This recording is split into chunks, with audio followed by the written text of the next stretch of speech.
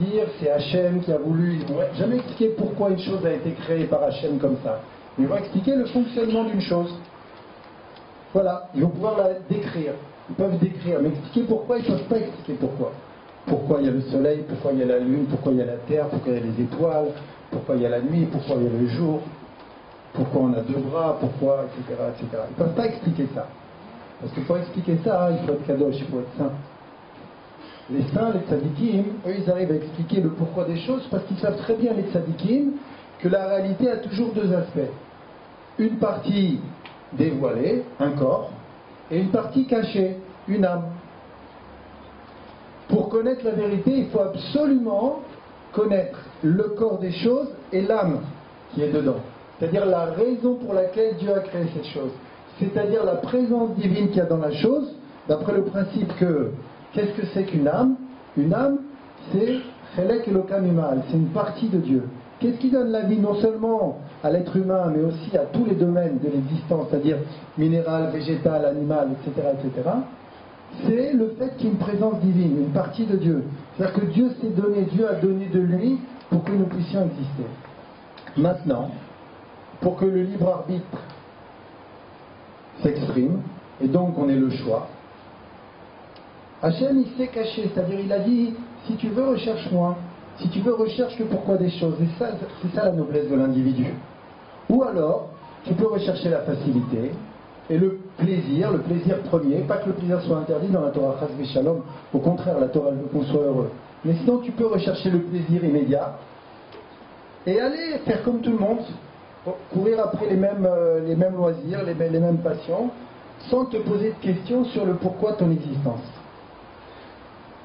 Maintenant, si tu comprends que la réalité qui nous entoure, elle est composée d'un corps et d'une âme, d'une partie visible et d'une partie cachée, et c'est cette partie cachée qui est la plus importante.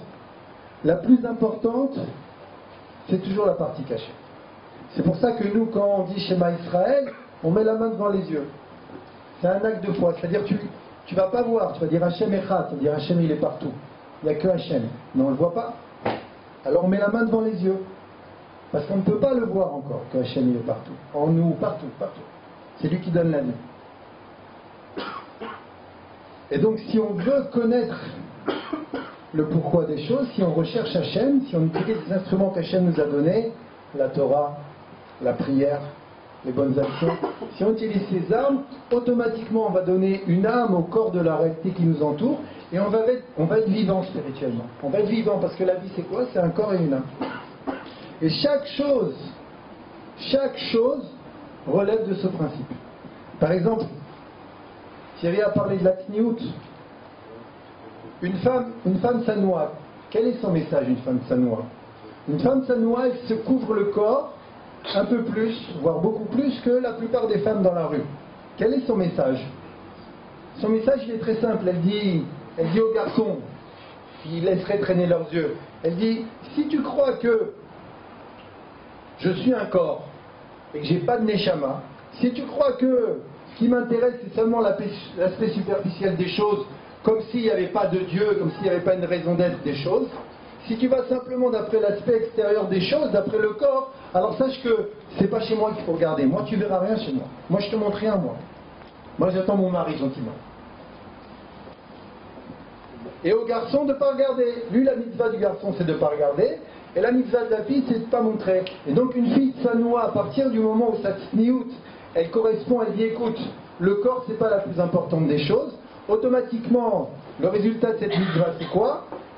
C'est qu'elle se connecte, grâce à sa tsniout, à l'aspect caché de la création, la présence divine, et elle commence à ressentir Dieu beaucoup plus. Beaucoup plus. Parce qu'une fille juive, c'est une fille bien. Une fille juive, c'est une fille bien. Une fille juive qui s'habille mal, chas v'shalom, elle ne fait pas ça parce qu'elle a des idées derrière la tête. Il ne faut pas se tromper. Il ne faut pas se tromper. Les garçons, quand ils voient une fille mal habillée, ils commencent à se faire des idées parce que le garçon, il est différent. Le garçon, il se fait des idées, lui. Dès qu'il voit un bout de chair, il peut commencer à créer des édifices dans sa tête. Pas très propre, Dieu préserve. On est des garçons, on est différents des filles. Et les filles ne comprennent pas ça. Elles ne savent pas ce qu'un garçon il peut avoir dans la tête. Et tout naturellement, étant donné que pour attirer le regard des garçons aujourd'hui, il faut se dévêtir, parce qu'elles aiment plaire, pas parce qu'elles ont des idées derrière la tête, et gentiment, elles font comme tout le monde. Elles veulent être belles, elles veulent qu'on les regarde, c'est dans la nature de la fille, mais sans aucune arrière-pensée. Mais c'est une erreur. C'est une erreur. Parce qu'elles ne savent pas, elles croient que les garçons ils sont aussi purs qu'eux. C'est faux. C'est faux, nous les garçons on est différents, je m'inclus dedans bien sûr. On est différents. Nous, hélas, un bout de chair, ça nous rend fous. Pour connaître. Si on ne sait pas sanctifier comme il faut, et c'est pour ça que la femme devient un objet. C'est quoi la femme objet? C'est quand on fait d'une femme simplement un instrument de plaisir, Dieu préserve. Un instrument de plaisir, c'est-à-dire c'est un corps, c'est un objet. Il n'y a pas de neshama, c'est un objet, c'est un instrument. On prend, on jette. Combien de jeunes filles, hélas, qui croyaient bien faire, etc., Et puis on a abusé d'elles, on a profité d'elles, elles se retrouvent toutes seules. Elles croyaient, elles étaient gentilles, elles voulaient, voilà, c'est l'amour de ma vie, etc. Elles jouaient le jeu, et puis voilà, en vérité, qu'est-ce qu'il y avait derrière la tête du garçon? Pas parce qu'il est méchant, mais parce qu'il ne s'est pas sanctifié encore. Il avait simplement de profiter d'elle. Donc la tsniout d'une fille relève aussi de ce principe, ça veut dire il y a une neshama, Hachem il est présent. Et en jouant le jeu de la tsniout, non seulement on propage le message d'Hachem, mais on se connecte soi-même à Hachem. Et on sent qu'il est là. Et on sent la neshama, notre neshama est livrée grâce à la tsniout, Bezrat Hachem. Mais pour en revenir au sujet, notre sujet c'est l'argent, il faut savoir que l'argent relève de ce principe, c'est-à-dire que l'argent, il a une fonction, c'est-à-dire qu'on croit avoir comprise, superficielle. L'argent c'est quoi? C'est le pouvoir d'achat, c'est acheter ce qu'on veut, c'est la sécurité, c'est le bonheur pour certains.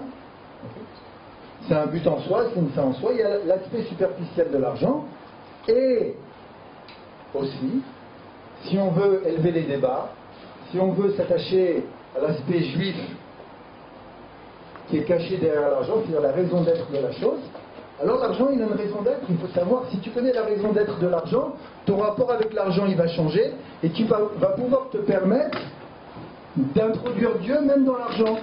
Parce que l'argent, vous le savez tous, c'est hélas une source de mal exceptionnel.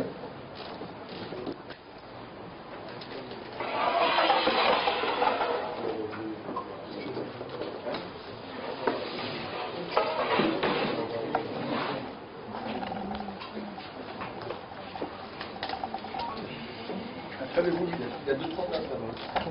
Laissez passer s'il vous plaît. Là, il y en a plus? Tiens.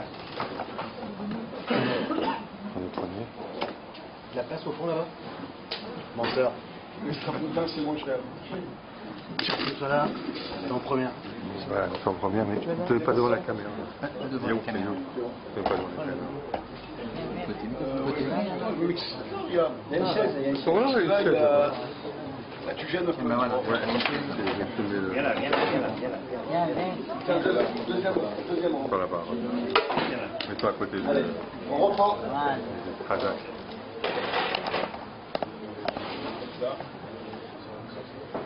Donc on reprend.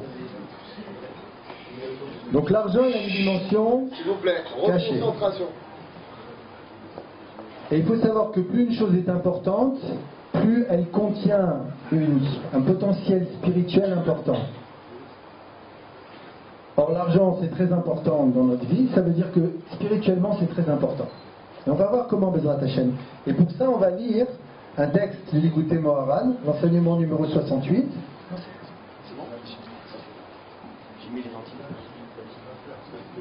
On va lire l'enseignement numéro 68 du L'écouté Moharan de Rabbi Nachman de Breslev, du premier tome, qui va nous parler de l'argent et Bezrat Hashem.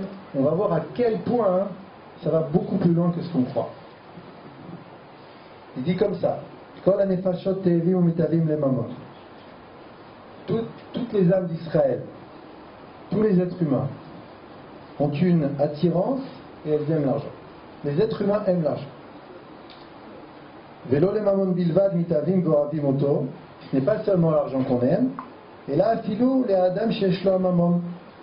Mais même les gens qui ont de l'argent, on est non seulement attiré par l'argent, mais on est aussi attiré par les gens qui ont de l'argent.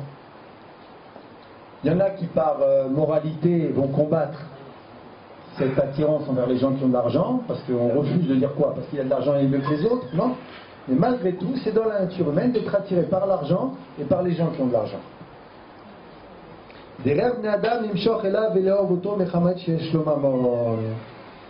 Donc, l'habitude, donc d'être attiré par les gens qui ont de l'argent. Tu arrives dans une soirée, il y a les tables, il y a le coin des gens importants, des gens riches, et le coin des illustres inconnus. Normalement, tu vas être attiré par le premier. Comme nous le voyons dans la réalité, et comme c'est marqué,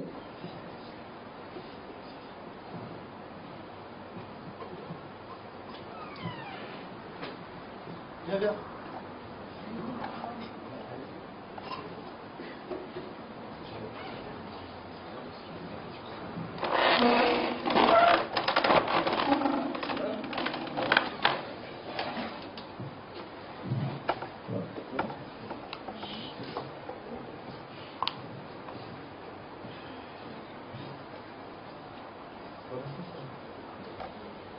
Donc comme c'est marqué dans Michelet, dans les proverbes, il y a marqué la chose suivante. Oave Ashir Rabin. Les riches ont beaucoup de gens qui les aiment. Alors vous savez pourquoi? Là ici Rabbi Nachman nous donne une indication, donc on n'était pas au courant. Il dit c'est parce que notre âme, notre nefesh, elle provient du même endroit que l'argent. Voilà. Pourquoi est-ce qu'on est attiré par l'argent? La vraie raison, c'est pas parce que on veut le pouvoir ou la sécurité ou le plaisir. La vraie raison, dans un premier temps, la raison pour laquelle on est attiré par l'argent, c'est parce que notre âme, notre nefesh, il provient du même endroit que l'argent. Ça ressemble à quoi? Ça ressemble à un juif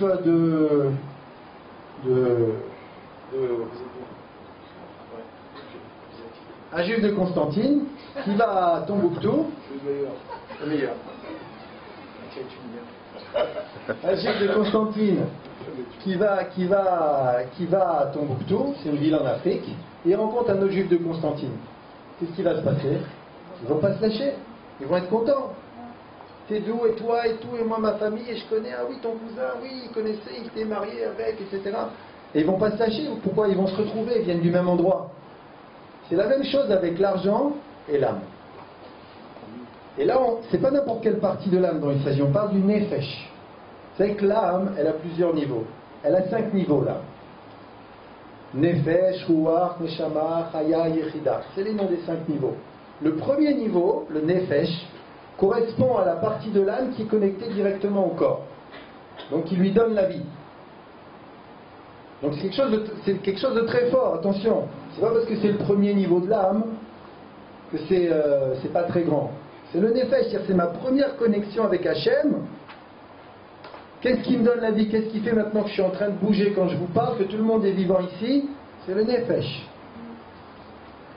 Donc ce nefesh-là, mon âme, c'est l'âme, la partie de l'âme avec laquelle je suis en connexion directe, il provient du même endroit que l'argent. Et c'est la raison pour laquelle je suis attiré par l'argent. C'est normal, c'est comme ça. Regardez, écoutez ce bruit-là. Ça nous attire, c'est comme ça. Très bon exemple. Très bon exemple. Ah. Je suis désolé, les gens ne sont pas forcément attirés par l'argent, attirés par la richesse de la personne elle-même, c'est pas l'important. J'ai dit aussi. Vous savez, la personne qui a l'argent. C'est l'argent et les personnes qui ont de l'argent. Les deux. Pas pour tout le monde. D'accord, si tu veux. Alors bon, Rachel, ici on a quelqu'un qui n'est pas attiré par l'argent. Donc, mais 99% des cas, oui, on est attiré par l'argent. Je crois. Donc, il dit et pourquoi? Qu'est-ce qui est attirant dans l'argent? C'est pas le pouvoir qu'il y a dans l'argent, c'est simplement le fait que notre nefesh, notre âme, elle provient du même endroit. Alors on va essayer de comprendre ça. Qu'est-ce que ça veut dire? Okay. Il dit qu'il bevadaï parce que bien évidemment, il dit bien évidemment l'endroit d'où provient l'argent, c'est un très grande sainteté. C'est une abondance de sainteté. C'est-à-dire qu'au début, à sa source spirituelle, l'argent c'est un shefa kodesh, une abondance sainte. Voilà.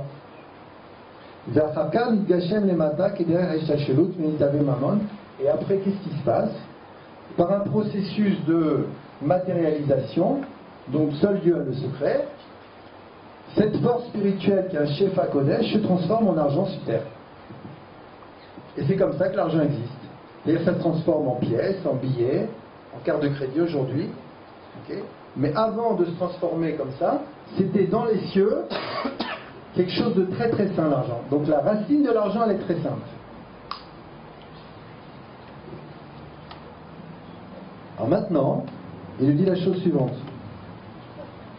C'est la raison pour laquelle notre âme est attirée par l'argent. Parce qu'elle vient du même endroit.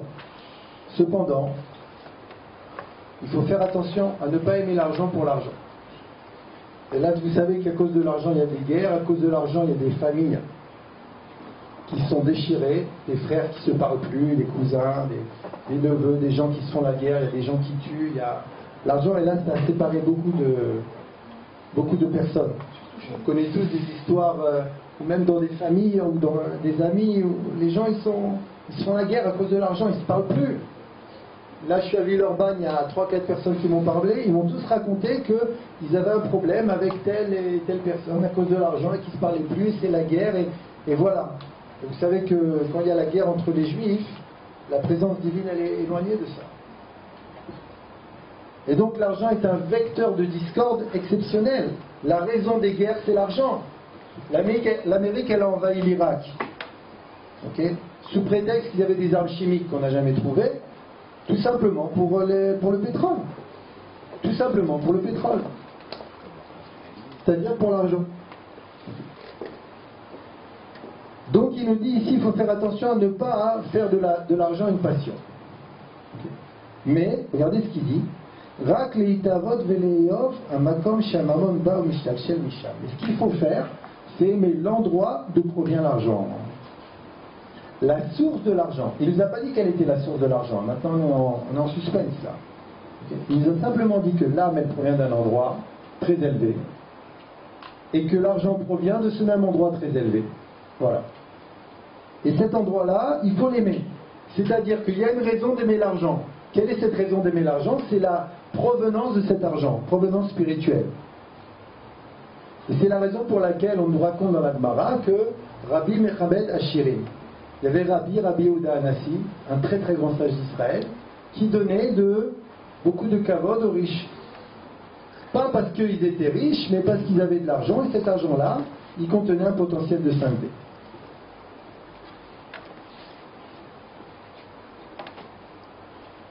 Alors maintenant, il veut nous dire quelque chose qu'on a rarement l'habitude d'entendre. Écoutez bien. Il dit Veda, sache, Shiraou Shikol Israël Yulaem Mamon. Sache que normalement, chaque juif il devrait avoir de l'argent. Ça ne devrait pas exister chez nous, la pauvreté. C'est-à-dire cette culture qui fait croire que oui, il faut être pauvre, c'est faux. Normalement, chaque juif devrait avoir de l'argent. Il n'y a pas de raison qu'on n'ait pas d'argent. Voilà. On devrait tous en avoir. On devrait manquer de rien. Bémet, on devrait manquer de rien. On peut dire amen tout ça. Donc on devrait manquer de rien. Or la réalité, elle n'est pas comme ça. Alors si la réalité, elle n'est pas comme ça, c'est parce qu'il y a une erreur. Cette erreur-là, on va en parler. Mais sache une chose, c'est qu'à Rosh Hashanah, c'est bientôt Rosh Hashanah, quand Hachem il va décider ce que tu dois recevoir dans l'année, il va décider une somme d'argent qui fera en sorte que tu manqueras de rien. C'est comme ça. Alors maintenant, à l'intérieur de ça, il y aura les multimilliardaires, les milliardaires, les multimillionnaires, les millionnaires, les gens très confortables et ceux qui ne manqueront de rien. Mais ça ne peut pas être moins que ça. La pauvreté ne devrait pas exister normalement chez nous. Ça ne devrait pas exister. Toutes les bénédictions de la Torah, elles nous disent que tu manqueras de rien. Tu manqueras de rien. Donc si on manque, si on a des problèmes financiers, c'est qu'on a un problème dans notre relation avec Dieu. Pas que Dieu ne veut pas me donner, attention, on va voir, mais que nous nous empêchons de recevoir la bracha, le shefa, l'abondance que Dieu nous envoie. Alors regardez ce qu'il dit maintenant. Ah, cependant, yesh mida achat, il y a un trait de caractère. Chez Marcedet ou Meabedet Mehem Amamon, qui fait perdre aux Juifs son argent. Donc on répète, il y a un défaut qui fait perdre aux Juifs son argent. Lequel? Ve'imidara meguna. Et c'est un défaut qui est pas très propre. Shikaché meod inatzel mimena. Et c'est très difficile de le vaincre, ce défaut. Va'piwe mirtse echad inatzel mimena. Et même si on voudrait le vaincre, pourquoi? Parce qu'on sait qu'à cause de ce défaut, on perd son argent. Même si on voudrait le vaincre, im kol ze amida azot mitgaberet alav be'yalduto ou bekatnito. Malgré tout, ce défaut-là, il s'est développé chez l'individu depuis qu'il était petit. Car depuis qu'on est petit, on a développé un défaut qui nous fait perdre l'argent qu'on devrait recevoir. À cause de cela, et à cause de cela, on perd l'argent qu'on aurait dû avoir. C'est-à-dire que Rosh Hashanah, Bezrat Hashem, Hashem va décider pour nous une certaine somme d'argent, et cette somme d'argent, elle va nous suffire, elle va être plus que suffisante, on va manquer de rien, mais à cause d'un certain défaut, Dieu préserve, il est possible qu'on ne le reçoive pas entièrement, et qu'à cause de ça, comme on le sait, il est possible, Dieu préserve, qu'on ait des galères financières, et qu'on ait du mal à terminer les mois, et que ce ne soit pas si facile que ça. Alors ce défaut-là, j'ai entendu quelqu'un qui le connaissait, donc on va lui dire de nous laisser le suspense. Okay. Et donc, regardez ce qu'il me dit ici.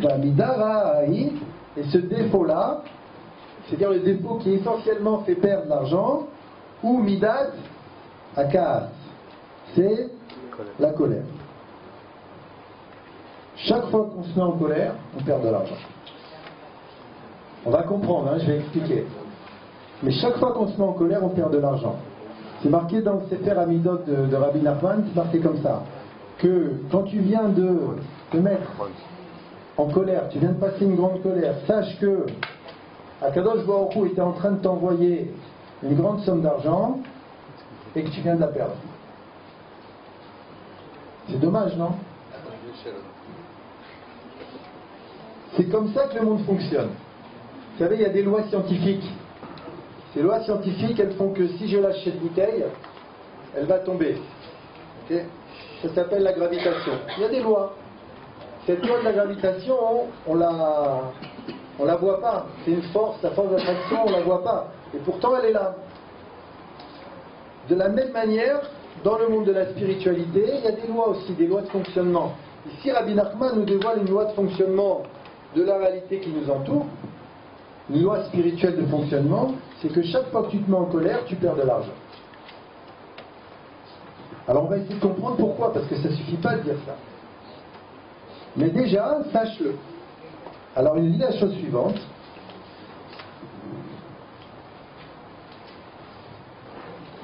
Qui le prinat shoresh ha'ishtalshelut shemishtalshel ha'mamon mekom shemishtalshel misham prina achat imakas mamash. Il dit sache que maintenant l'argent, elle provient du même endroit que la colère. Elle est au même endroit que la colère.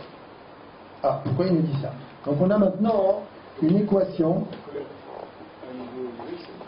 Oui, oui. La colère, elle aussi, elle vient du même endroit que l'argent. C'est-à-dire que, on va expliquer, toute chose à sa base, elle est sainte. Maintenant, elle peut s'exprimer de manière mauvaise. La source de la colère, c'est une bonne chose. Et après, à cause du libre arbitre mal utilisé par l'être humain, on peut transformer cette bonne chose en mauvaise chose, en défaut ici, ou en mauvaise action de préserve. Donc il nous dit la chose suivante. Maintenant on a une équation avec trois inconnus. On a l'argent qui vient d'un endroit, le nefesh, l'âme qui vient du même endroit, et la colère qui vient du même endroit. Quel est cet endroit? On a une inconnue. C'est l'endroit, excusez-moi de produire ces trois choses. Ve'alken, par conséquent, à Baal Davar, on va traduire ça par le tentateur. Le tentateur, c'est lui qui nous met en situation d'épreuve, pour faire le bien ou le mal.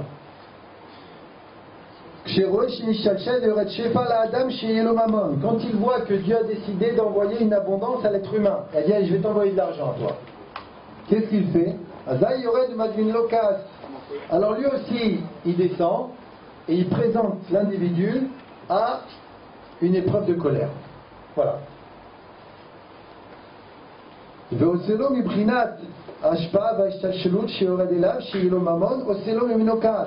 qu'est-ce qu'il essaye de faire? Il essaye de transformer cette colère, cet argent, pardon, en colère. Puisque ça vient du même endroit, on n'a pas encore dit quel endroit c'était. Mais voilà, il y a une puissance, une abondance, un chauffage qui descend vers l'individu. Maintenant, il y a la possibilité soit de le recevoir en argent, ou soit Dieu préserve de le perdre en colère. Soit l'un, soit l'autre. C'est l'épreuve. Okay. Maintenant, on ne sait toujours pas d'où ça vient. Et il répète, il dit, c'est la même chose, les deux proviennent du même endroit. Quel est cet endroit? Alors je vais vous le dire tout de suite, maintenant, on arrête le suspense.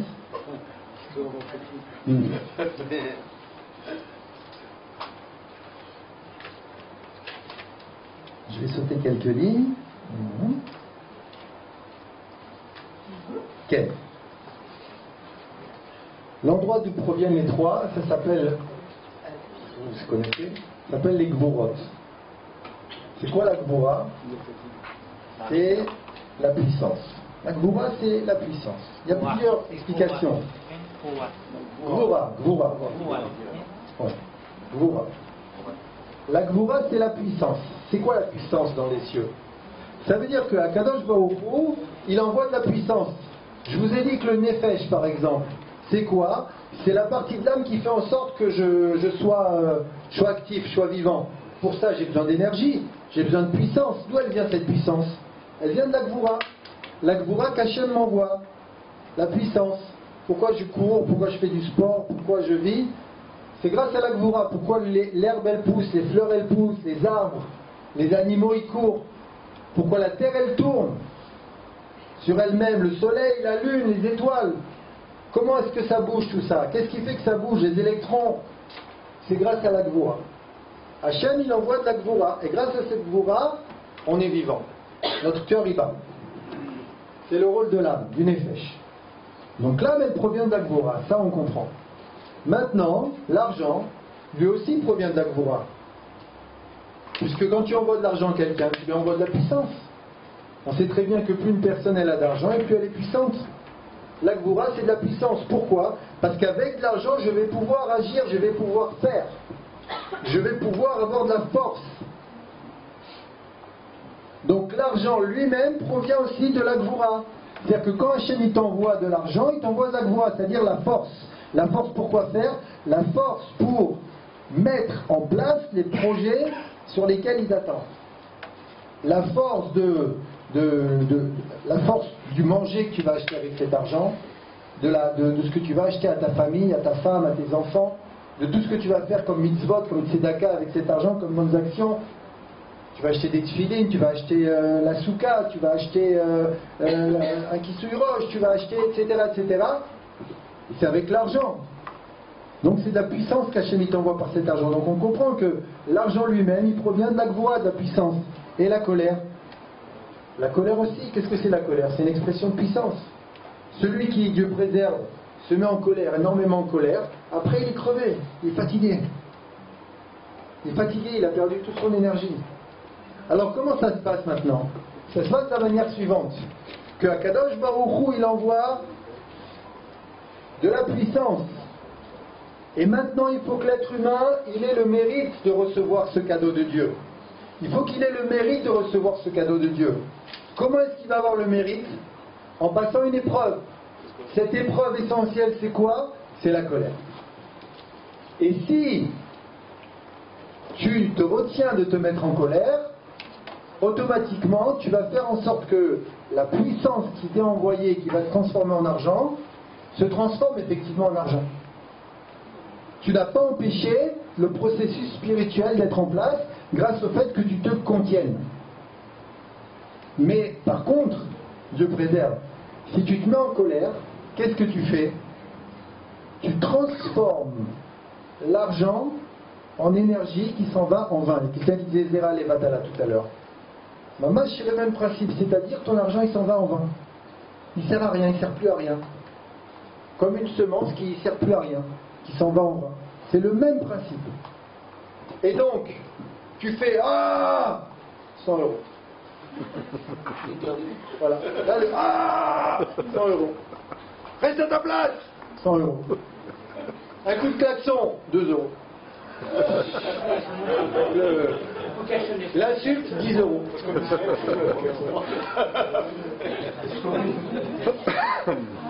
Chaque énervement, c'est une perte d'argent.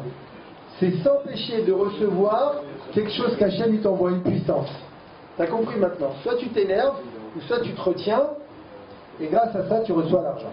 Alors, on a compris le processus, mais avec l'aide de Dieu, il faut aller un peu plus en profondeur. Pourquoi il faut plus aller en profondeur? Je vais vous dire pourquoi. Parce que si on comprend... Attends, je peux prendre T'es vraiment mauvais. T'es vraiment mauvais.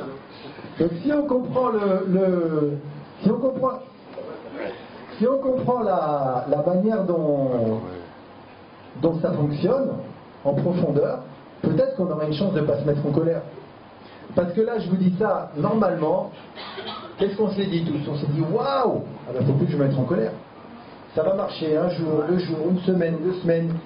Mais je vous promets, si je reviens dans 6 mois, je dis alors vous en êtes, vous ne mettez plus en colère, c'est bon là, vous avez... Ah, j'aurais bien aimé. J'aurais bien aimé ne plus me mettre en colère. Mais c'est pas si facile que ça. Donc pour comprendre, pour Bezrat Hashem, essayer de ne plus se mettre en colère, il faut comprendre quel est le message qui se cache derrière la colère. Et en même temps, on va comprendre quel est le message qui se cache derrière l'argent. Alors là, Bezrat Hashem, on va commencer à parler de la colère. Après un verre d'eau.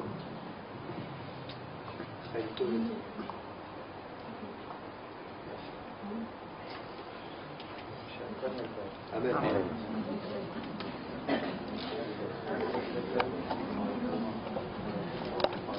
Donc qu'est-ce qui se cache derrière la colère?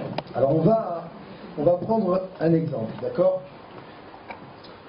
On va prendre l'exemple d'un parent qui s'énerve, c'est l'exemple classique, qui s'énerve parce que son enfant ne lui a pas obéi. C'est un exemple classique.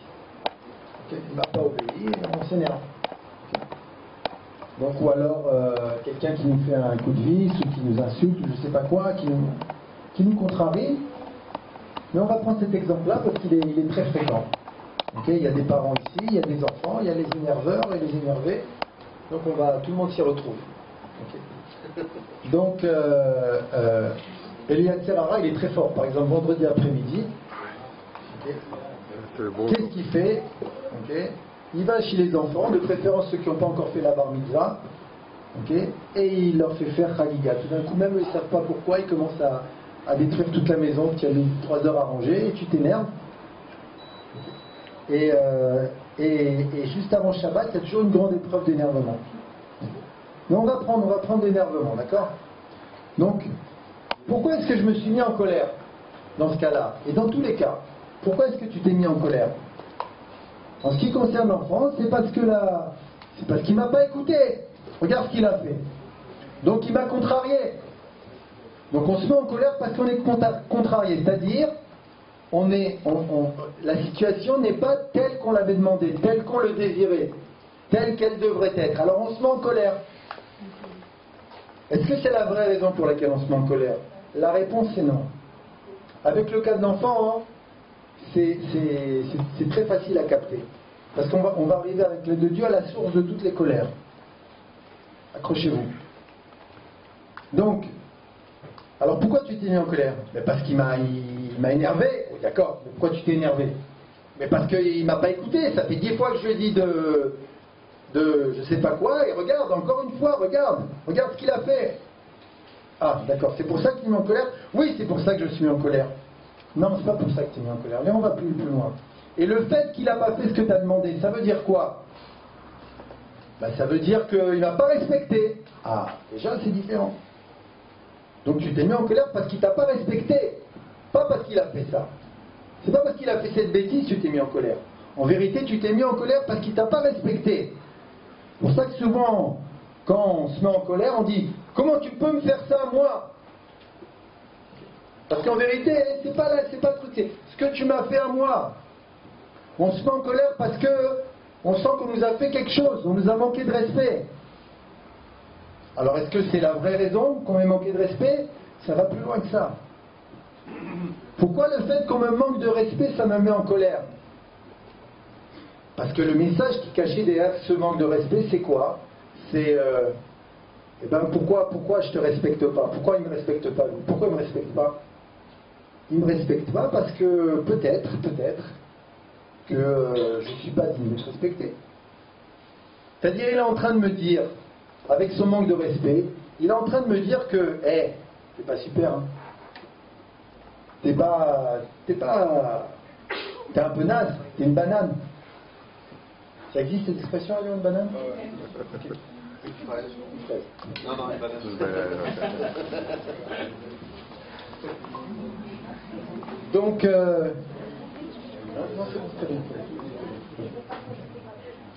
Donc, donc en vérité, c'est comme si maintenant cette personne qui m'a pas respecté, qu'est-ce qu'elle m'a fait? Elle m'a insulté finalement.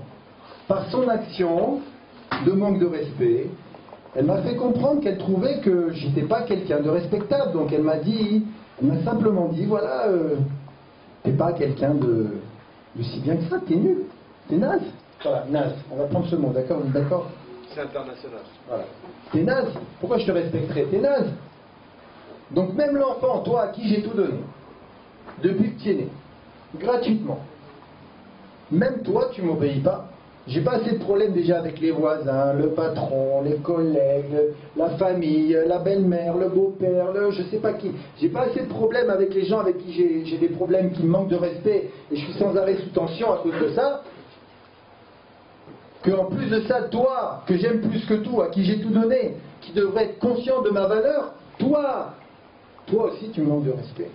Toi aussi tu viens, tu me dis, par ta désobéissance, de manière indirecte, tu me dis, t'es naze. Et c'est ça qui me fait mal. C'est pour ça que je me mets en colère. Parce qu'on m'a dit, maintenant t'es naze. Et pourquoi ça me touche qu'on me dise t'es naze? Après tout, c'est un enfant, qu'est-ce qu'il y a? Pourquoi tu te mets en colère? C'est juste un enfant. C'est pas grave. Il te a dit t'es naze. D'accord. Yarkik. Voilà. Moi je te réponds, mais je vais pas me mettre en colère.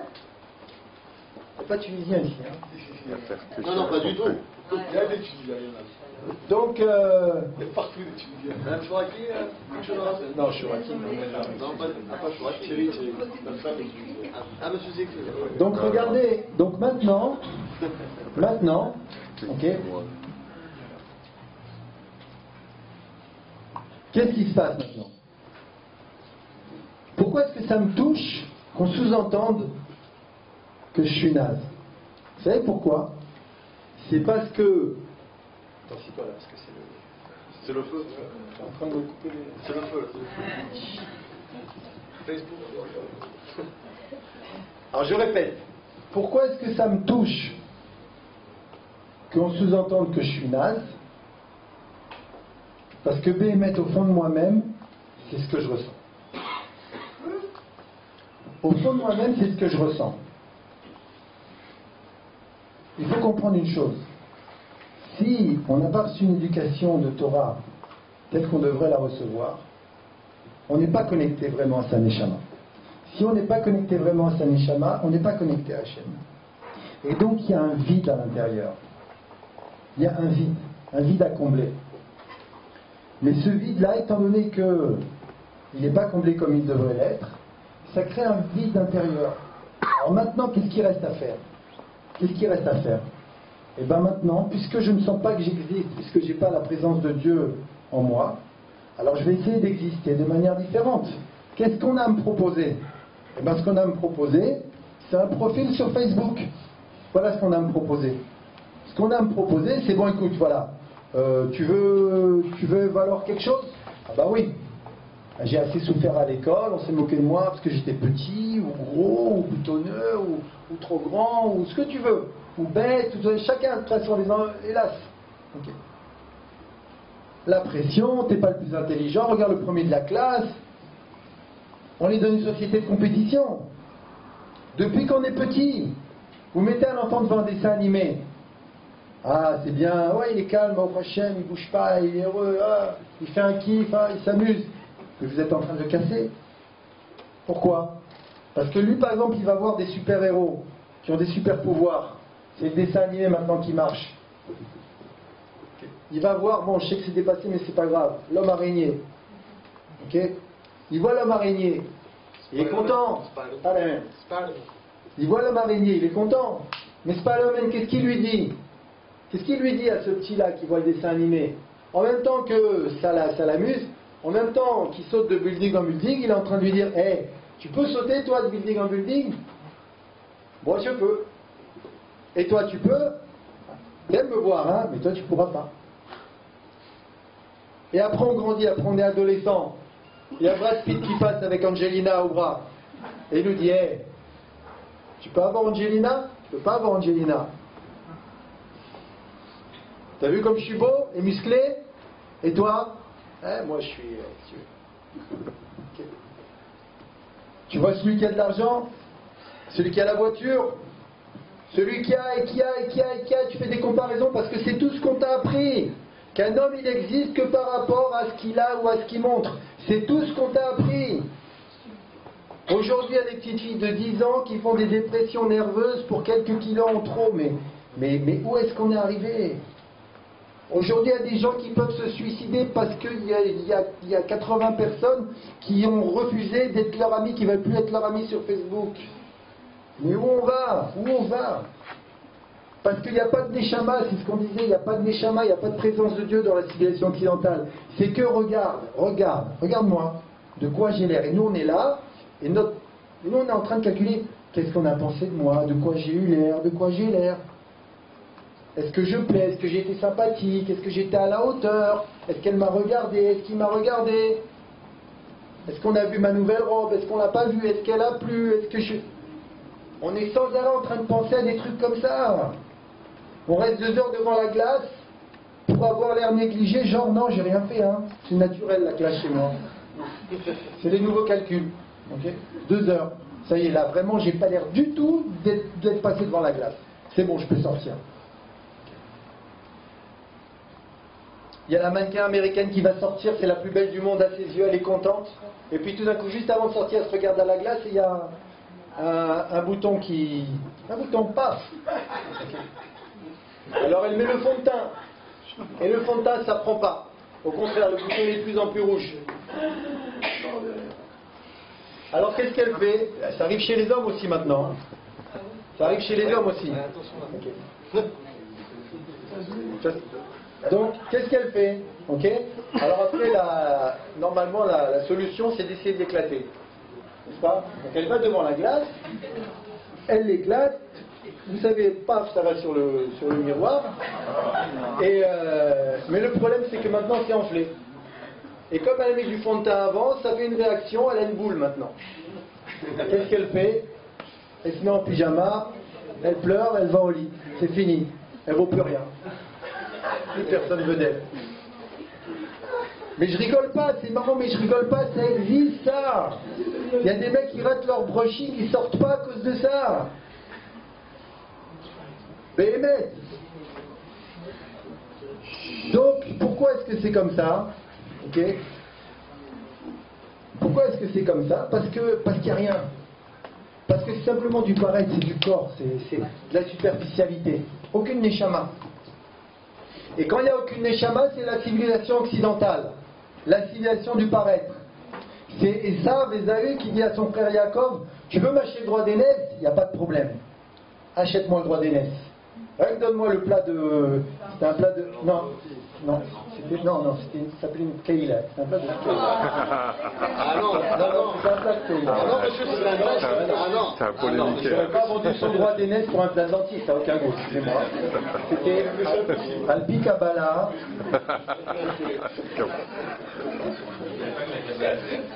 Bon, en tout cas. Donc en tout cas, c'était un plat de lentilles, on va dire, pour vous faire plaisir. Et il a vendu son droit d'aînesse pour un plaisir immédiat. C'était quoi le droit d'aînesse? Qu'est-ce que ça veut dire le droit d'aînesse? Le droit d'aînesse, ça veut dire, c'est quoi l'aîné? L'aîné, c'est celui qui prend la responsabilité de continuer la mission de son père. Voilà, moi je veux continuer la mission de Abraham et Yitzhak, il a dit Yaakov. Toi, Esav, tu veux pas t'en occuper, toi. Toi, t'as qu'une envie, c'est de sortir, exprimer tes passions, t'éclater, ok, violer des filles, et rentrer te reposer, c'est tout, et manger, c'est tout ce que tu veux. C'est tout ce que tu veux, toi. Ok. S'il te plaît, vends-moi ton droit d'aînesse, c'est-à-dire la mission de continuer ce qu'ont commencé Abraham et Yitzhak, c'est-à-dire dévoiler la présence divine cachée derrière tous les éléments de la création. Montrer que le corps, il y a une âme. Dévoiler la présence divine. Moi, je veux m'occuper de ça. Tu me vends le droit d'aînesse? Il a dit d'accord. Qu'est-ce qu'il a dit? Il a dit l'amali zebechora, lamout. Il a dit bien sûr, pourquoi le droit d'aînesse? De toute façon, moi, je vais mourir. Qu'est-ce qu'il disait? Je vais mourir. Il disait simplement, qu'est-ce que tu veux dévoiler Dieu, toi? Tu veux être le religieux dans la... Mais tu sers à rien, il n'y a rien à faire. Qu'est-ce que tu veux dévoiler? Il n'y a rien ici, il n'y a pas d'âme. Qu'est-ce que tu veux? On va mourir, c'est-à-dire il y a un corps, mais il n'y a pas d'âme. La mort, c'est quoi? C'est un corps sans âme. Il a dit, je vais mourir. Arrête. De toute façon, le monde, il va pour rien. Il n'y a rien là. C'est absurde, mon existence. Alors, en attendant de mourir, viens, on s'éclate. Ça, c'est le message des sables. Et quand quelqu'un, il sort, et qui fait ce qu'il fait, et qui rentre, qu'est-ce qu'il dit? Je me suis éclaté. Je me suis déchiré, je me suis explosé. C'est vrai. Il a éclaté sa neshama, déchiré sa neshama, il a explosé sa neshama. Parce que la neshama, elle, quand c'est que de la superficialité, elle ne peut pas, elle est abîmée, elle est déconnectée. Et donc la présence divine aussi le préserve. Ok? Donc, automatiquement, c'est quoi le message de la société occidentale? Le message de la société occidentale, c'est que tu n'existes que par rapport à l'apparence. Mais en vérité, sache une chose, ok? Tu vaux rien. Pourquoi je dis ça? Parce que les tenants religieux de la société occidentale, comme vous le savez, c'est la chrétienté. Et le message de la chrétienté, c'est quoi l'espoir de la chrétienté? Nous, c'est le Mashiach, au Hachem, notre espoir. Nous, au Hachem, on est confiant, on dit Hachem, il est là, Hachem, il est bon, tout est pour le bien, Vena, Forchou, tout va se retourner pour le bien, et on est des gens bien, et même si on a des défauts, c'est pas grave, on va les réparer, et Hachem, il nous aime, Hachem, il est avec nous, Hachem, il est partout, il est dans un verre d'eau, on fait chez Akol, dans une pomme, on fait Boré Pérez, Hachem, il est partout, et il est bon, Hachem. Il suffit simplement de lui ouvrir la porte. Il veut nous délivrer, il nous aime, il veut nous envoyer le Mashiach, là, sous peu, là, ça y est, c'est fini. Bon, Hachem, c'est une joie immense qui nous attend. Il y a de la spiritualité partout. Ça, c'est le message juif. Le message des chrétiens, c'est quoi? C'est quoi la fin chez vous, messieurs? Ah ben nous, c'est l'apocalypse. Hein. Nous, c'est la destruction totale. Apocalypse. Ce monde, il vaut pas la peine d'être créé. Hein. Vous savez, ce monde, c'est leur message. Je rigole pas. Ce monde ne vaut pas la peine d'être créé. Je parle de la chrétienté. Ce monde ne vaut pas la peine d'être créé. La preuve, c'est que les gens saints, chez eux, ils se marient pas. Enfin, ils se marient soi-disant avec le jus de citron. Okay. Mais ils se marient pas d'enfants. Pas d'enfants. Ça veut dire quoi? Pourquoi pas d'enfants? Mais c'est quoi ton message là derrière le pas d'enfants? C'est bizarre quand même. Les sœurs, elles font pas d'enfants, les moines, ils font pas d'enfants, le pape, il fait pas d'enfants. Qu'est-ce qui est caché derrière ça? Quelle est la vision du monde qui est cachée derrière un tel comportement? C'est quand même énorme, pas d'enfants. C'est quoi? C'est très simple. Il ne faut pas investir dans ce monde. Nous, on sait. Il ne faut pas qu'il y ait de continuation d'enfants, parce que ce monde, il va se perdre. Ce monde, il ne vaut pas la peine. Des enfants, pourquoi faire? Non. Non. Pas d'enfants, ça veut dire, ça ne vaut pas le coup d'avoir des enfants. Ce monde, il n'est pas bon. Après, jus de chaussette, il revient. Mais sinon, en attendant, pas du tout. Il n'y a rien là. Il n'y a rien dans ce monde. Peut-être que vous avez déjà entendu cette phrase, mon royaume n'est pas de ce monde. Okay. C'est une phrase chrétienne. Jean Hachem, il n'est pas là. Hein. Il est venu. Okay. Et on n'a pas voulu de lui. Il paraît que nous les Juifs, nous l'aurions tué. Vous saviez ça? On a tué Dieu. Okay. On l'a tué, il est reparti. Parce que c'est pas ce que disent les chrétiens. À l'origine, c'est pas ce qu'ils disent. Il y a deux sortes de catholiques. Deux sortes. Les protestants et les... Oui. Les protestants, c'est venu après, c'est des gens plus intelligents. Non. Moi, ce que je suis en train de faire, en train de mettre simplement de présenter devant vous les principes de la religion catholique telle qu'elle a été présentée à ses débuts. Après, il y a eu des gens un peu plus intelligents qui ont compris que ça ne pouvait pas être aussi... Okay. Mais malgré tout, l'idée c'est quoi? Le monde ne vaut pas la peine d'être créé. C'est rapporté dans un midrash que quand Hachem il a voulu créer l'homme, il a demandé aux anges, est-ce que l'homme vaut la peine d'être créé? Il y a des anges qui ont dit, non, l'homme ne vaut pas la peine d'être créé.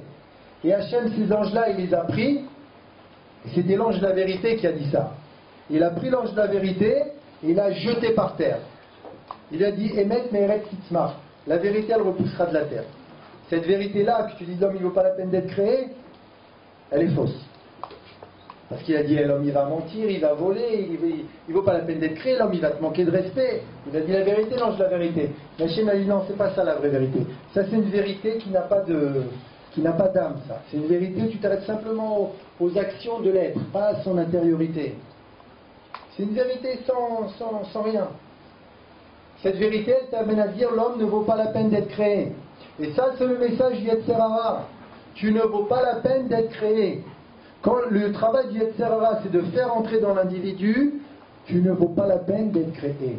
Tu es naze. Et donc, toute la civilisation des sables, elle amène les gens à développer en eux un manque de respect de soi, un manque d'amour de soi. Et étant donné que, maintenant vous allez dire, ah non, c'est pas vrai, moi c'est pas vrai, mais c'est pas dire que je m'aime pas. Mais en vérité, ce qu'il y a, c'est qu'on n'accepte pas ça. On n'accepte pas d'être considérés comme des nazes. C'est pour ça qu'on se met en colère d'ailleurs. Donc on combat. Mais on combat avec les armes de la société occidentale. Comment est-ce qu'on combat? Eh bien maintenant, tu vas voir, je vais prouver au monde que je vaux la peine d'exister. Je vais être riche, je vais être intelligent, je vais être musclé, je vais être sympathique, je vais faire quelque chose que personne ne fait. Je vais être un objet d'admiration. Vous allez voir ce que je vais vous montrer. Je vais être beau, je vais être belle, je vais faire ça, je vais faire ci. Regardez ma voiture, regardez ma montre, ma carte de visite. Voilà, oui, je suis partenaire chez... oui, je suis docteur, je suis avocat, moi je suis... okay. Et on a l'impression d'exister. Et c'est faux, on n'existe pas. C'est pas vrai, on n'existe pas. Pourquoi on n'existe pas? La preuve qu'on n'existe pas, c'est que si Dieu préserve ce qui fait de moi, genre, un semblant d'existence, c'est-à-dire je suis ça, okay, je suis mannequin, si ça s'en va, si ça disparaît, automatiquement la personne elle chute. Celui-là qui avait de l'argent là, et qui avait tout, et qui en société il brillait, et tout le monde l'enviait, etc., le jour où il a perdu cet argent, il était aussi classe, aussi beau, aussi souriant. Il a disparu, il est triste, il est mort, il n'a plus rien. Parce que la réalité maintenant dit, ah non mais t'es un as, ça y est, t'as rien, qu'est-ce que tu vaux? Parce que depuis le début, il savait qu'il valait rien. Qu'on en soit conscient ou pas, on a des problèmes dans notre relation avec nous-mêmes. La source de tous nos problèmes, elle provient de tous nos problèmes psychologiques, elle provient du fait que on ne s'est pas construit, on n'a pas d'estime de soi vraiment. Et la preuve, c'est que dès qu'il se passe quelque chose qui me contrarie, qui me remet en question, qui sous-entendrait que je suis naze, je me mets en colère. Et même si je ne me mets pas en colère parce que j'ai peur ou je ne sais pas quoi, mais je souffre intérieurement. Je garde, je souffre. On ne m'a pas invité, on ne m'a pas regardé, on ne m'a pas appelé, on s'est moqué de moi, on a rigolé, et ça nous casse. Pourquoi ça nous casse? Pourquoi ça devrait nous casser? Parce qu'on n'est pas connecté à soi-même. On n'est pas connecté à sa Neshama, on n'est pas connecté à Hachem. Parce que si on était connecté à Hachem, vous savez ce qui se passerait? Hachem, quand on est connecté à lui et qu'on entend sa voix, la voix d'Hachem, elle est belle, la voix d'Hachem. La voix d'Hachem, elle te dit, mon fils, ma fille, je suis avec toi, je t'aime. Je n'ai créé le monde que pour toi, je suis sans arrêt avec toi. Comme c'est marqué dans la Gemara, Sanhedrin, Chayav Adam Lomar, Kol Olam Lo Nivra Ela Bishvili. L'être humain, il doit dire, le monde entier n'a été créé que pour moi. C'est exagéré, non? Non. Pourquoi c'est pas exagéré? C'est pas exagéré. Parce que Bémet Hachem, il est avec moi toute la journée, qu'avec moi. Ceux qui ont des enfants là, par exemple les mères qui ont plusieurs enfants, quand elles ont eu leurs premiers enfants, elles l'ont tellement aimé, elles se sont demandé, mais le deuxième, je crois que je vais l'aimer autant. Et le deuxième, il arrive, et on l'aime autant. Et quand on est avec le premier, il n'y a que lui et moi. Et quand on est avec le deuxième, il n'y a que lui et moi. Dans notre relation avec chaque enfant, c'est privilégié. Maintenant, comme on est des êtres humains et qu'on ne peut pas être avec deux individus seuls en même temps, alors c'est chacun son tour. Parce qu'on est limité. Mais Hachem, lui, il n'est pas limité.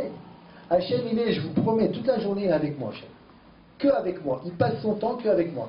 Il est avec moi, il fait attention à tout ce que je fais. Tout ce qui passe devant moi, c'est lui qui l'a préparé, qui l'a calculé.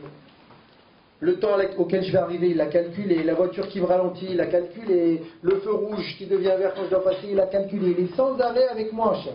Sans arrêt en train de s'occuper de moi. Émet. Et c'est vrai pour chacun d'entre nous, parce que ça, Hachem, il peut faire. Et donc les Chachamim nous disent, l'homme, il est chayav, il est obligé de dire, le monde entier n'a été écrit que pour moi, parce que dans mon monde à moi, Hachem ne s'occupe que de moi. Émet, c'est vrai. Émet, c'est vrai. Okay. Et pourquoi il s'occupe que de moi? Parce que je suis important à ses yeux. Parce que Béhémet, je suis important. Et la preuve que je suis important, c'est quoi? C'est qu'il a investi en moi. Il a investi une neshama en moi. Il a donné de son existence à lui pour que je puisse exister. Il m'a créé.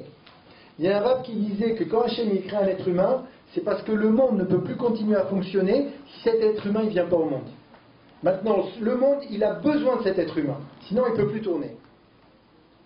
Et la galoute, c'est quoi? L'exil, c'est quoi? C'est le Yetzer Hara qui vient te dire, mais non, tu crois que t'es important. Mais t'es naze.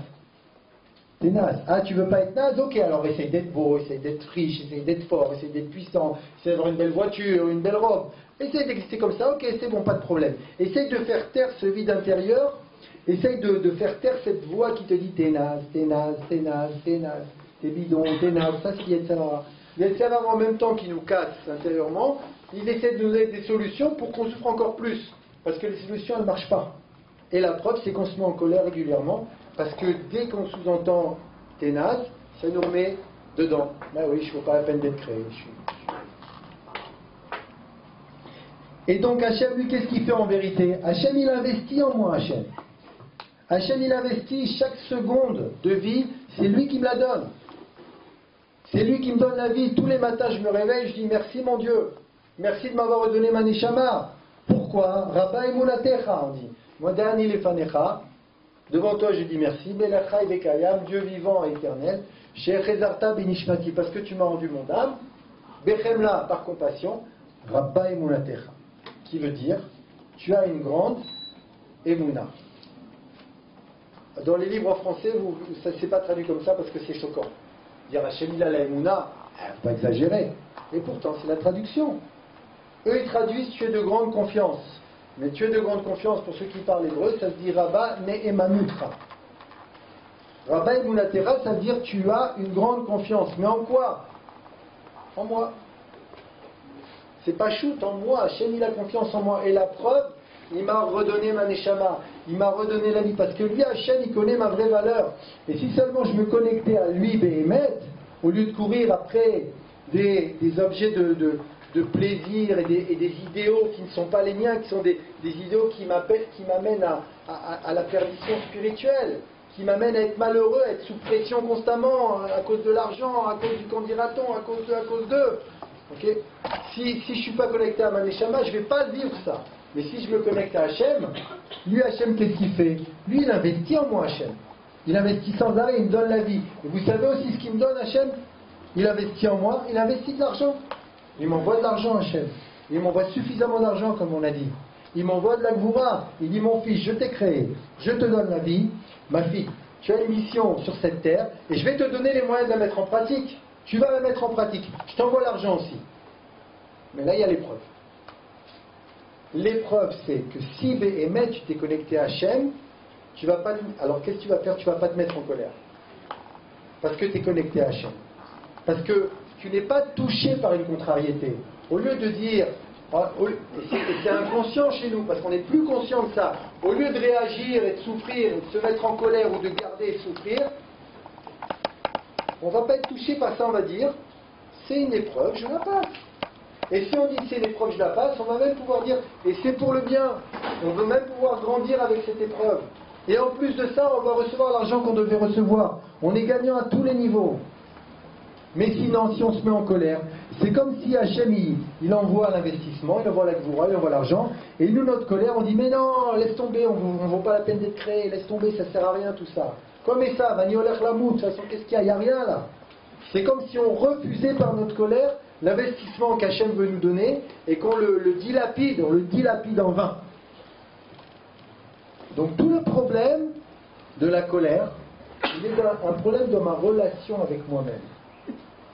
C'est-à-dire que j'ai du mal à m'aimer. Et si j'aime quelque chose en moi, il est possible que ce soit quelque chose de faux, quelque chose de superficiel. Alors qu'en vérité, je devrais m'aimer. Mais pour ça, il faut que j'arrête de jouer le jeu de la civilisation occidentale. Je sais que c'est pas facile, parce qu'on a été éduqué comme ça. Les comparaisons, et les qu'en dira-t-on, et qu'est-ce qu'on a pensé, et qu'est-ce qu'on a dit, et qu'est-ce qu'on va penser, et qu'est-ce qu'on va dire, et qu'est-ce qu'on va mettre. Ok? Mais on n'a pas été éduqué comme ça. Mais malgré tout, il faut au moins connaître, il faut savoir comment ça se passe.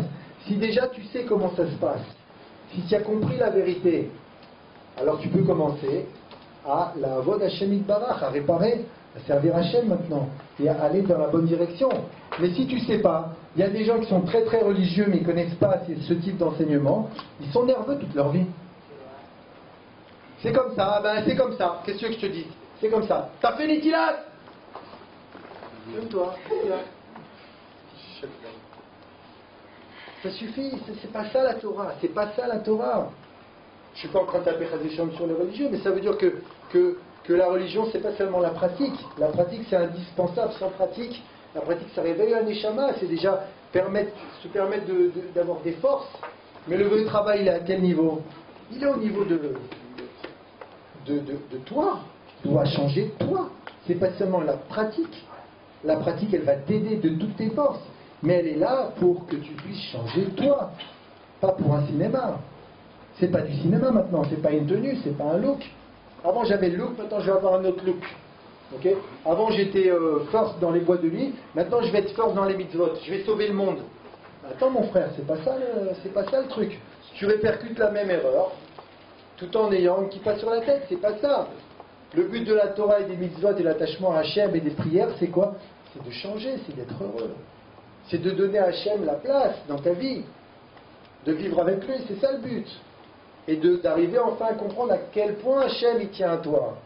À quel point tu es quelqu'un de bien. On est des gens bien, mais mamache. Mais on n'en est pas convaincu au fond. Et la preuve, c'est qu'on souffre dès qu'il y a une situation qui nous contrarie. Alors il faut comprendre que cette souffrance, cette contrariété, et la colère qu'elle engendre souvent, okay, elle provient d'un mensonge. Si on a compris ça, déjà on a gagné quelque chose de très grand. C'est-à-dire qu'avant, peut-être, je me mettais en colère.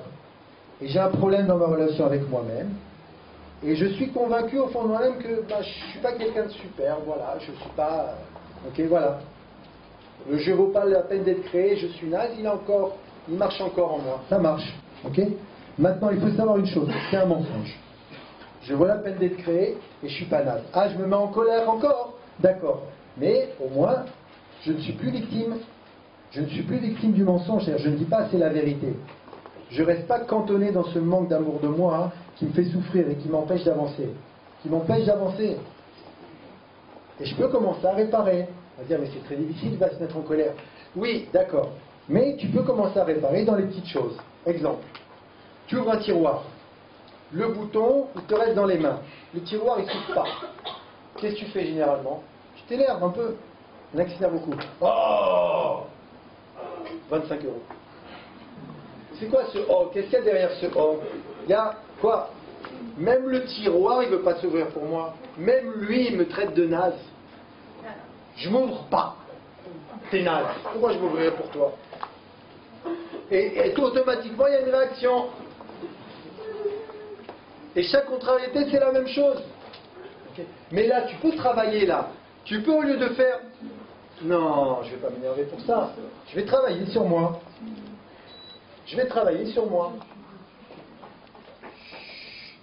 Je suis en train de conduire. Il y a quelqu'un qui me retarde. Je suis un peu pressé. Il y a quelqu'un qui va lentement. Et qui commence à conduire un peu mal, un peu trop lentement, etc. Au lieu de m'insulter et de m'énerver, je dis mais non, ça ne sert à rien. Pourquoi ça ne sert à rien? Parce que c'est Hachem. Il a prévu à quelle heure je devais arriver pour le bien, okay, et il va faire, et c'est lui qui a mis ce conducteur-là en face de moi, c'est personne d'autre, parce que c'est lui qui dirige le monde, il dirige le monde pour moi, pour mon bien. Il y a une mitzvah du Shulchan Aruch tous les jours de dire Kolma de Avid Rachamana et Tavavi. Tout ce que Hachem il fait, c'est pour le bien. Béhémet. Okay. Donc c'est pas Stam comme ça, c'est la vérité. Donc il est lent, tu vas arriver un peu en retard, tu crois. Parce que si Béhémet, tu t'énerves pas, tu vas arriver un peu plus vite, en allant lentement, il n'y a aucun problème. Hachem il a tout prévu pour toi. Laisse-lui la place, ressens sa présence. Ressens sa voix qui te dit mon fils, ma fille, je t'aime. Laisse-le rentrer dans ta vie. Dis non au mensonge, arrête, ne cours plus après ces stupidités et je jette pas la pierre à Shalom parce que si on sait pas, on fait comme tout le monde, on n'est pas méchant. Mais arrête de courir après cette stupidité de la superficialité. Arrête. Ça suffit, on a trop souffert. Pourquoi? Tu vois le bonheur? Tu as vu le bonheur autour de toi? Tu vois des gens heureux? Il y a de plus en plus de plaisir, il y a de plus en plus de facilité, de confort, de tout ce que tu veux. Il y a de plus en plus. On n'a jamais vu autant de possibilités de cela qui fait. Et on n'a jamais vu les gens aussi malheureux. Plus c'est facile, plus c'est beau, plus c'est confortable, et plus les gens ils sont malheureux. Et plus ils divorcent. Et plus ils sont sous pression, et plus ils ont des problèmes psychologiques. Il y a quelque chose qui ne va pas là. Si c'était le bonheur, ok? On le saurait. Si c'était le bonheur de se faire une vidéo, ok, 2 vidéos et passer une soirée vidéo, et ça nous rendait heureux, on le saurait. Mais ça nous casse, il faut bien comprendre, ça nous casse. Je dis pas, il faut arrêter de faire des vidéos, des fois il y a des beaux films, je dis pas. Mais il y a des vidéos, elles nous cassent, elles nous montrent des trucs violents, elles nous montrent des histoires d'amour qui n'existent pas, jouées par des acteurs qui ont déjà divorcé 5 fois, alors qu'ils ont 30 ans. Okay. Et genre, ouais, ça y est, c'est le bonheur, c'est le grand amour, c'est le truc. Elle nous montre une violence, elle nous déchire notre neshama, cette société. Mais sur le moment, c'est un kiff. Ouais, sympa. Ouais, on passe un bon moment. Oh là là, il a mis un mawashigiri, t'as vu ça, il a sauté. Ok. Et en plus, ça nous enlève notre cœur de chair, ça nous l'enlève. Pourquoi? Parce qu'on va pleurer notre potentialité à avoir un cœur qui veut s'exprimer. Ok, elle va passer parce que la pauvre, ils allaient se marier, elle est morte dans un accident de voiture, c'est tellement malheureux. Notre cœur, il s'en va dans ces films qui veulent rien dire, joués par des acteurs qui sont drogués, qui divorcent pour la plupart d'entre eux, qui sont archi malheureux malgré tout leur argent et toute leur célébrité, parce qu'il n'y a aucune solution dans ce monde-là. C'est dommage, mais c'est dommage. C'est dommage je dis pas tout lâcher du jour au lendemain, mais au moins savoir où est la vérité. Investir vers la vérité. Et savoir que la vérité c'est quoi? C'est que je suis quelqu'un de bien. Et que Hachem il m'aime. Et que toute situation qui tendrait à me dire le contraire, engendrée par n'importe qui, elle est fausse. C'est faux, c'est un mensonge. Rapproche-toi de la moitié du cours. Oubliez un truc, les femmes veulent pas sortir quand il fait froid, c'est le problème. Peut-être. Donc, en conclusion, ok, les mecs, je vais terminer là.